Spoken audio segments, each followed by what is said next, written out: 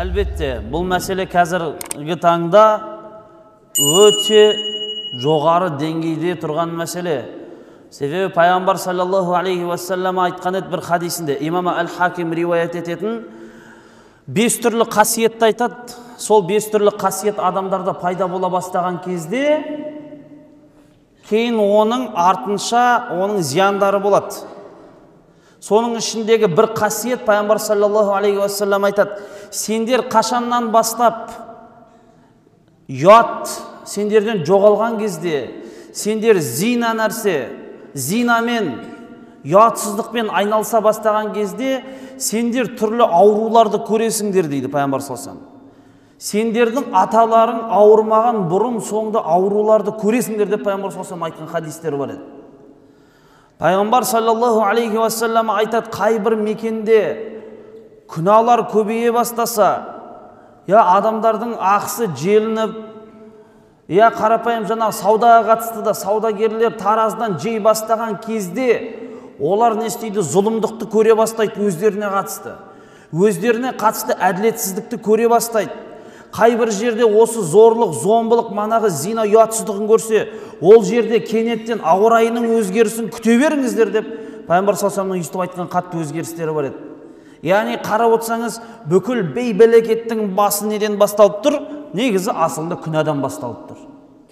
Егер адам баласы көп күнә жасай беретін болса, егер адам баласы күнәдан көз ашпайтын болатын болса, онда небір бей-берекет аурулар келеді. Және де біз оған куәміз. Міне қазіргі таңда ұятсыздықтың белең алып кеткені соншалықты болып кетті, бұрын соңында естімеген, көзіміз көрмеген небір ауруларды кездестіріп жатырмыз. Небір ауруларды дәрігерлер не істеп жатыр қазір? Тауып жатыр. Ал ана аурудың бұрын соңында көрінбегені соншалық, манағы дәрігердің атын ауруға қоя салады екен. Жаңағы өйткені дәрігер соны ашып тұр. Өйткені аты жоқ аурулар шығып жатыр әлде де. Сол себепті ол неден болады? Әлбетте ең бірінші ауру ол біздің күнәларымыздан болады. Және де екіншісі неден болады? Әлбетте біздің дұрыс өмір сүрмеу, дұрыс өмір сүре алмауымыздан болады. Сол нәрселер оған себеп болады. Пайғамбарымыз саллаллаху алейхи уассалам сол үшін адамдарға қатысты Абдулла ибн Аббастан жететін хадисте айтты: «Ниъматани мағбубун фихима касирун минан нас». Екі түрлі нығмет бар, адамдар ол екі нығметке келген кезде ұтылады, немесе сол екі нығметтің қадірін біле алмайды. Ас-сиххату вал фарағ, біріншісі бос уақыт болатын болса, екіншісі адамға беретін денсаулық деді. Пайғамбарымыз 5 нәрсе келместен бұрын 5 нәрсенің қадірін біл деген хадисінде де не деді? Ауру келместен бұрын осы денсаулықтың қадірін біл деді. Пайғамбарымыз осы нәрсеге денсаулықты сақтауға үгіттеп жатыр. Және де пайғамбарымыз саллаллаху алейхи уассалам өзінің хадистерінде не істейді? Адам баласына денсаулық әкелетін нәрселерді жаман нәрсеге теңеп айтқан болатын. Мысалға, пайғамбарымыз осы арақ, шарап жайында ішетін адамдар жайында не деді? Ижтанибул хамра. Сендер арақ, шарап деген нәрседен аулақ болыңдар. Фаиннаху мифтаху кулли шар. Ол барлық жамандықтың басы деп айтқан. Бір адамдар бүйректері түсіп, бір адамдар оны ішіп көшеде ұйықтап қалып, бір адамдар оны ішіп біреуге тоналып, өзінің абыройы жерге түсіп, сондай жағдайға дейін барады. Қарап отырсаңыз, соның барлығы күнә. Сол үшін Алла Тағала Құран кәрімде айтқан кезде: «Иннама харрама алейкумул майтата вад-дама ва лахмал хинзир ва ма ухилла бихи ли гайрилла» деген аят бар. Шында да сендерге шошқаның еті, мәйіт, өлген малдың еті, шошқаның еті, және де қан бар. бұның барлығы сендерге, және де Алланың аты аталмай сойылған малдар бар, бұлардың барлығы сендерге адал болып табылмайды деді. Аталмыш аяттың тәпсірінде имам Ибн Касир не деп айтады? Бұл аяттың тәпсірінен біздің түсінетініміз, Алла тағала бізді бұл жерге бізге адал етпеді ме? Демек бұл жерде бұл нәрселерде тек қана зиян бар. Ал егер Алла тағала бізге бірдеңкені адал етіп, осыны жеңдер, міне осыны қолданыңдар десе, шынында да ол біздің өмірімізге болсын, біздің денсаулығымызға болсын пайдасы бар. Қазір шыны керек не нәрсе? Осы нәрселердің жаңағындай зияны көрсетіліп жатыр. Шошқаның зияны деп жаңағы интернет бетіне жазсаңыз, күнделікті көріп жүрген манағы ютубқа жазсаңыз, сізге шошқаның қаншалықты зиян екенін, оның терісінің зиян екенін, оны жеген кезде адам қаншалықты зиян алып бүкіл жазылып тұрды. Тіпті сосын өлексенің етін жеген, шариғат бойынша сойылмай өліп қалған малдың етін жеген кезде де ол не болады екен? Ол адамға зиянын тигізеді. Оның барлығы қазір дәлелденіп тұр. Өйткені біздің дінімізде қағида бар. Ал-хукму яджри мa'ал илля дейді. Кез келген шариғаттың үкімі өзіндік бір себеппен бірге жүреді дейді. Шариғаттың Алла бірдеңкені харам деді ме, жайдан жай харам демейді. Оның белгілі бір несі болады екен, себебі міндетті түрде болады екен. Себебі Алла тағала әл-хаким, Алла хикмет иесі. Кез келген нәрсені орнына қойып беруші ол Алла тағала. Сол үшін ары қарай кетпей қойып, біздің ата-бабаларымыз, субханалла, ол кісілердің баяғы өмір сүрген жаңағы Қабанбайдай ұлы батырлардың жаңағы сүйектері табылып жатқан кезде денелері қандай ол кісілердің ірі болған. Қазір оған тарих дәлел. Бірақ кезінде Абылай ханның айтқан сөзі бар еді, ертең бір сондай уақыт келеді, мынау күштің керегі шамалы болады. Сол кезде бізге күшті емес, ақылды адамдар керек болады дейді. Міне қазір сондай уақыт келді, бізге күшке қарағанда адамның ақылды болғаны қажетірек. Сіз қазір күшіңізбен бір пайда тигізе алатын шығарсыз біздің елімізге, бірақ ақылмен тигізер пайдасыңыз көп. Сол үшін бізде мақал бар ғой, білімді мыңды жығады, білікті бірді жығады. Білекті адам бірді жығады. Ал білімді болсаңыз көп нәрсе істейсіз.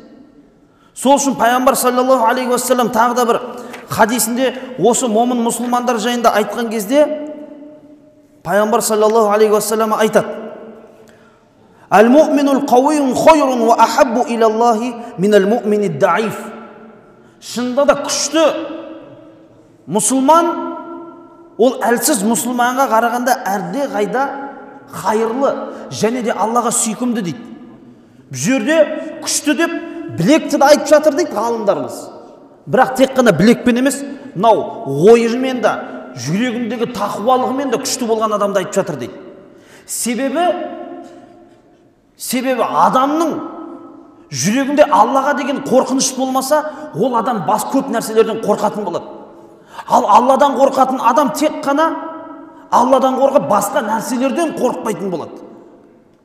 Сол үшін біздің ғалымдарымыз айтады, жүрегіңді басқа нәрсемен, Аллаға деген қорқынышпен толтырмасаң, Алла тағала басқа өзгеге деген қорқынышпен сені толтыртқызып қояды. Ол сондай мәселе.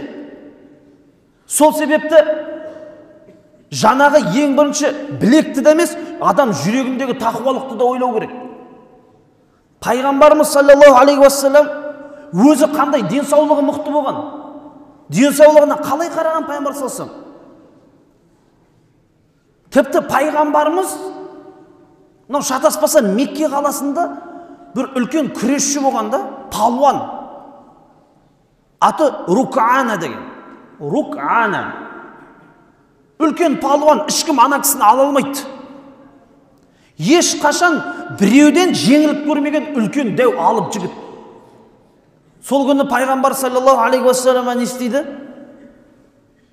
Айтады пайғамбарымызға кеп: Мұхаммед дейді, егер мені жығатын болсаң, мен сенің дініңді қабылдаймын дейді. Сөйтіп пайғамбарымыз екеуі алып күресе жөнеле бастаған кезде пайғамбарымыз мынау Рук'ананы жерге жығып тастайды. Жерге құлап қалады. руканы жерде жатқанына сенбейді.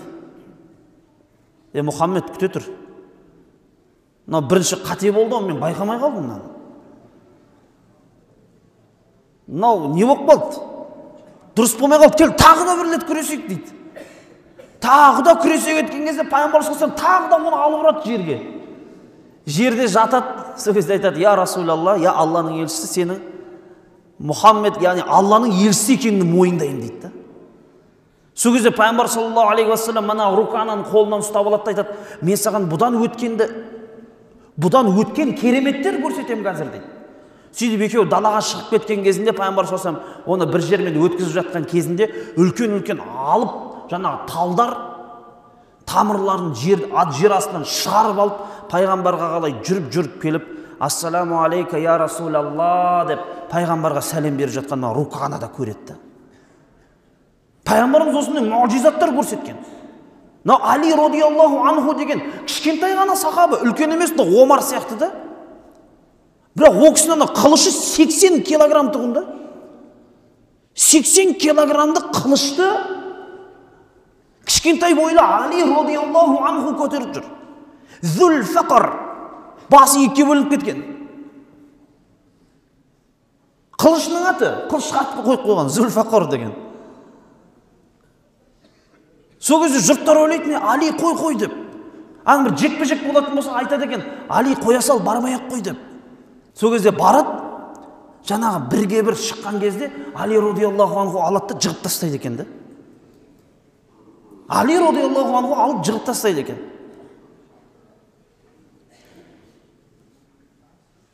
Абу Бакр радиаллаху анху Меккедегі ең арық адам. Арықтығы соншалық бұтында шалбар тұрмайды, түсіп кете береді кішігірім. Сондай арықтығы сонша Айша анамыз баяндайды, өйткені Айша анамыз оның қызы ғой. Арықтығы сонша саусағындағы терісінің өзі бүйтіп не істеп тұратын еді? Еттің іштен келген жоқтығы сонша терінің өзі бүйтіп шығып бұлбылдап тұратын еді дейді жаңағы. Бірақ Абу Бакр сондай әлсіз, апарық сондай болса да, кім Алланың разылығы үшін, кім бірінші жұмыс істейді, кім тапты десе, Абу Бакрды үлгеріп жүрген бүкіл жерде. Аурулы кім зиярат етіп келді? Абу Бакр. Кім садақа беріп келді? Абу Бакр. Кім деген зекет беріп келді? Абу Бакр. Кез келген жақсылықты кім істеп үлгерген? Абу Бакр да. Ешкім оз алмайды оған. Демек, нақш жайында айтып жатыр ма пайғамбар саллаллаху алейхи вассалам аталмыш хадисте? Иманның күші жайында айтып жатыр. Себебі біз не дейміз? Ла хаула ва ла қувата илля билла. Ешқандай күш құдірет жоқ Алладан басқа. Азан шақырған кезде не деп қайталаймыз? Пайғамбарымыз айтады ғой, азан шақырған кезде азанның сөздерін артынша қайталап отырыңыздар дейді пайғамбар саллаллаху алейхи вассалам. Бұхарида келетін хадис. Аллаху акбар деген кезде сіз іштей Аллаху акбар деп айтып қоясыз. Сөйтіп қайталайсыз, бірақ хайя алас-сола, хайя алал-фалах, намазға асық, құтылуға асық дегенде не дейсіз? Ла хаула ва ла қувата илля билла. Алладан басқа күш құдірет жоқ деп айтасыз. Өйткені сізді әкеп отқан осы намазға да Алла тағала. Алла болмаса сіз келетін бедіңіз, келе алмайтын едіңіз. Сол үшін сахабалар отырып алып айтатын, өздерінің мәжілісін мынандай отырыспен бастайтын еді. Алхамдулиллахи аллази хадана ли хаза ва ма кунна линахтади лаула ан хадана Аллах. Аллаға мадақ болсын, бізді осы тура жолға бастаған. Алла осы тура жолға бастамағанда ешкім бастамайтын еді. Біз тура жолда болмайтын едік. Сол үшін мен өзім ақиқатты таптым деп айтпаңыз. Мен өзім байыдым деп айтпаңыз. Мен өзім мықтымын деп айтпаңыз. Мықты қылған, байытқан да кім? Алла тағала. Бірақ Алла тағала мәликул мүлк, кез келген мүліктің иесі, бүкіл мүліктің иесі. Тунзиул мүлка мимман таша ва ту'тил мүлка мимман таша. Біреуге береді, біреуден ала салады. Ва ту'иззу ман таша ва тузиллу ман таша. Біреуді көтереді, біреуді түсіре салады. Құдайдың құзырында тұрған нәрсе. Сол үшін иншалла иманның тақуалықтың мықты болуына мән беру керек. Және де әлбетте біздің дініміз бізді салауатты өмір салтына шақырады. Пайғамбарымыз айтқан жүзу, садақ ату, күресу, жүгіру, бұның барлығын Пайғамбар саллаллаху құптаған. Және де сен осы денеңдегі денсаулығыңды кім үшін? Алланың разылығы үшін сақтайтын болсаң, саған міндетті түрде сауап болады саған. Міндетті түрде сауап болады. Себебі денсаулығы мықты адам, ол денсаулығы жоқ адамнан әлдеқайда әлбетте хайырлы. Ол одан көбірек құлшылық жасай алады. Ол түнде тахаджудқа тұра алады. Ол өзінің мекенінен алыс орналасқан мешітке бара алады. Ал денсаулық жоқ болса, оны істеп істемеуін пара бар. Сол үшін денсаулығы жоқ адамға, денсаулығы бар адам не үлкен бір биік тұлға, көрінбейтін басына тәж киіп жүрген адам болып көрініп тұрады. Сол себепті біздің дінімізде денсаулықты сақтауға сол үшін шақырды. А біздің ата-бабаларымыз, альхамдулилля, ата-бабаларымыз біздің не істеп өскен?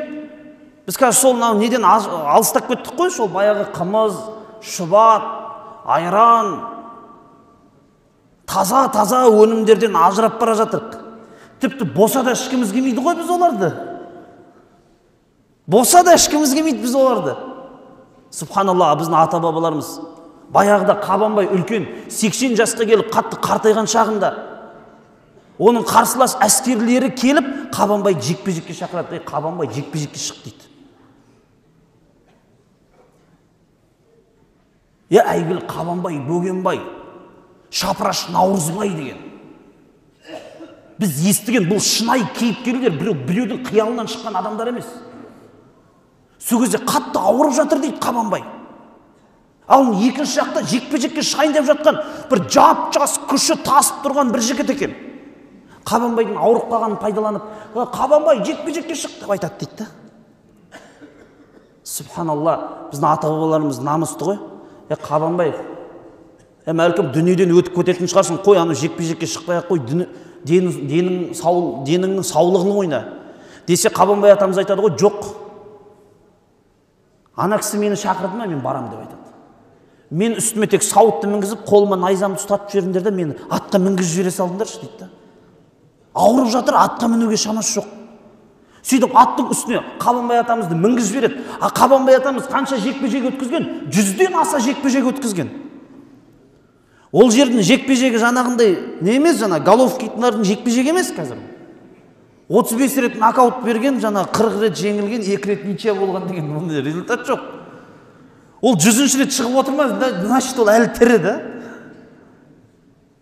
Өз жерде өйткені жекпе-жекте не біреу дүниеден өтеді, біреу тірі қалады. Не біреу болдым дейді. Ал бұрынғының адамдары намысшыл болған, мен болдым деп айтпаймын, мені өртіле сағанның артық деп өле салатын кезде. Қабанбай атамыз қара 101-ден kesінші рет шығайын деп отыр, үлкен жасында.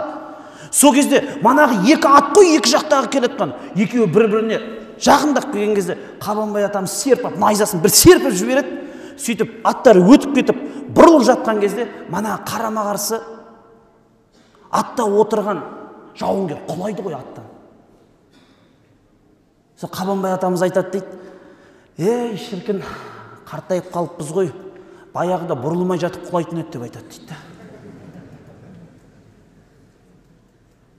Субханалла, қандай деймін да? Қандай кісілер болған деймін? Бауыржан Момышұлы атамыздың енді ғана біліп жатырық қой. Біз ойлаймыз ол кісі батыр тек қана соғысқан. Қайда сөйтсең жаңағы 1 тоннаға жететіндей кітап жазып тастаған. Біз ол кісілерді білмейміз. Тарихты оқымағанбыз. Алыспыз. Қу шіркін дүние бізді ертіп бара жатыр, өзінің кім екеніңді ұмытып қаласың да. Бізде не деген?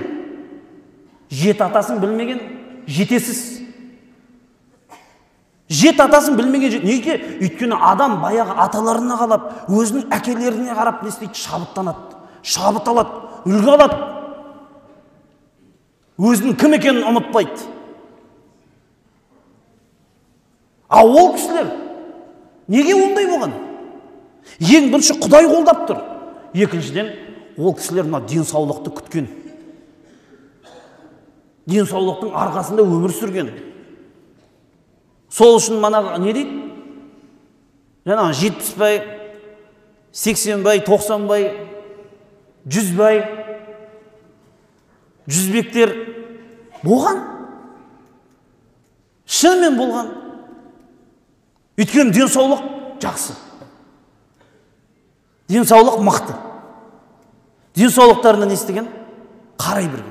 Сол үшін Алла Тағала Құранда айтады: «Инналлаха ла язлиму алан-нас». Алла Тағала адамдарға зұлымдық көрсетпейді. Алла Тағала адамдарға зұлымдық, әділетсіздік көрсетпейді. «Валакиннан-наса язлиму анфусахум».